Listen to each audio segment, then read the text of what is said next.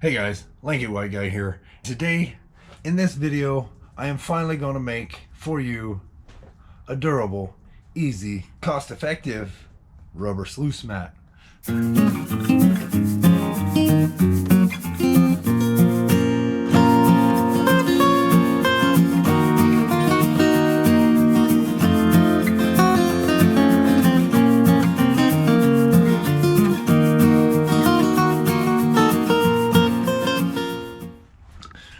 Alright guys, so for about a year and a half I've been trying to get a video out to you guys about how to make your very own rubber sluice mat. This thing has proven very effective, very useful for me.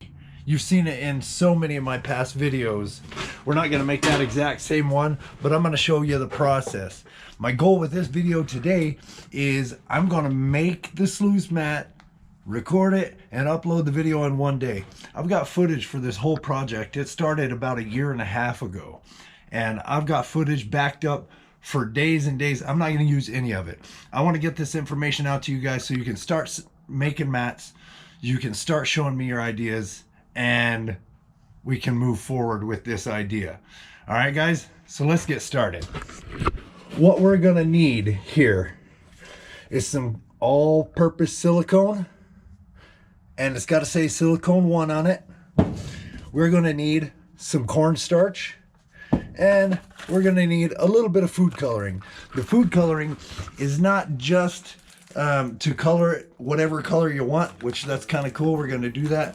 What's actually happening with this process to make the rubber is the food coloring has water in it. What it's doing is activating the silicone. So we're going to activate the silicone with the food coloring, and then we're going to add cornstarch and mix it throughout. What's going to happen with the cornstarch is going to start to absorb the food coloring and get mixed in with the silicone. What's happening is it's allowing the silicone to dry from the inside out, and that's what'll make the thick rubber. If you try to just lay silicone onto a sluice mold, which is another item that we're going to need, is a sluice mold. If you try to just put this silicone right up on this sluice mold, it's not going to work out so well. So we're going to mix it up, we're going to dry it from the inside out, and I'm going to get a couple other things ready, and I'll explain them as we get into this.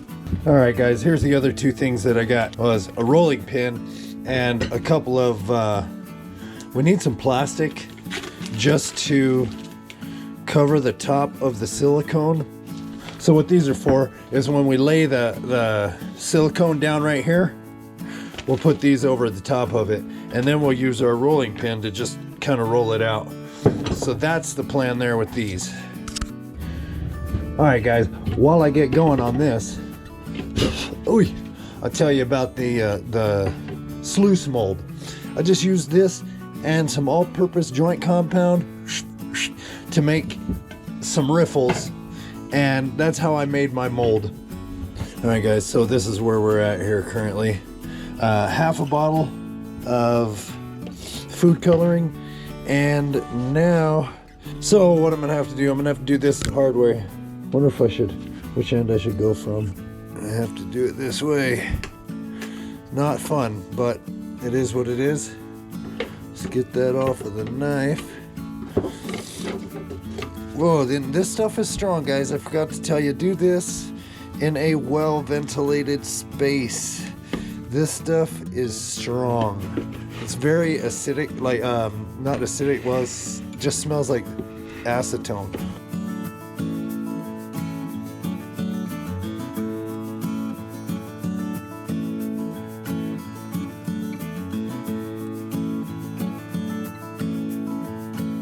At this point, when you started to get all of the food coloring and starting to get mixed in, you're losing time, because after this it'll start setting up pretty quickly, and we still got to get cornstarch into it.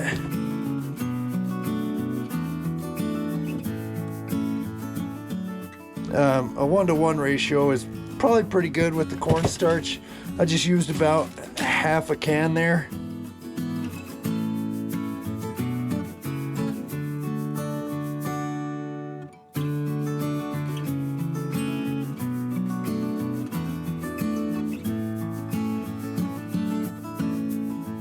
Normally on a sluice mold, I would try to use a release agent.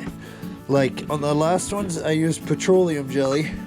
This one, I'm not doing that. As you can see, it's just made out of joint compound.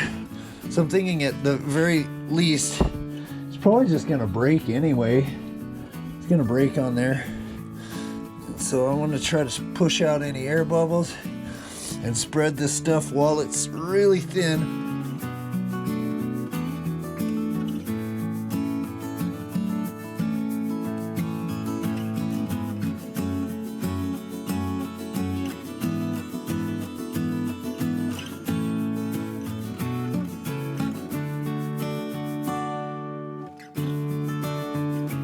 If you hadn't noticed, the ground outside's rather snowy.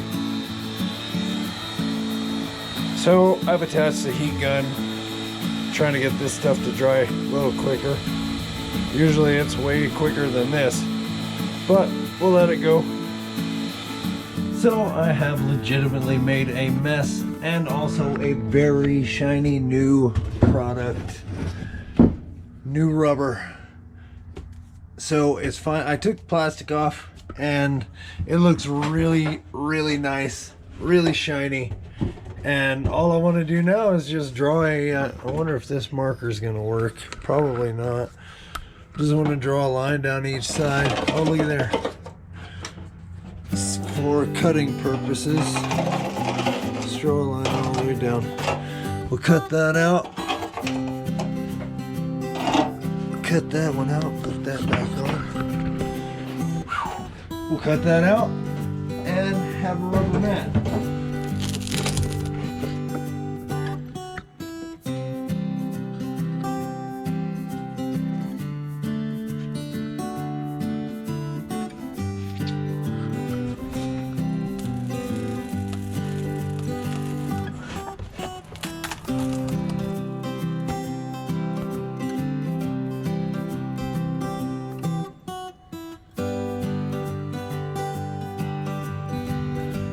Well guys, that was kind of a workout, but I now have the mat. Oh, this one came out just how I was hoping. Look how flexible that sucker is. And stretchy. We'll be using this rubber sluice mat anytime that we bring out the DIY, the DIY fluid bed sluice. The DIY fluid bed sluice is available in another video, so go and check it out in some sort of card that might be popping up on the screen right now or might not be. Either way you look at it, it's on my playlist. If you just click subscribe to the channel, then you'll be able to have access to all of those videos completely free of charge. So that's for you. This video is for you. I hope you guys enjoyed it. I've froze my butt off. I had to bring it inside so that it could warm up enough to pull off of the mold. I should have put a little bit of petroleum jelly on there, but I did not. You guys can. It'll help. Leave me a comment. Show me your ideas. See you in the next video. Bye. So in a future video, I will be showing you guys how to make the molds for thicker, bigger mats to make your very own sluices that you can take to the river and run cons through. Wow, I can't believe I did all that without dropping anything.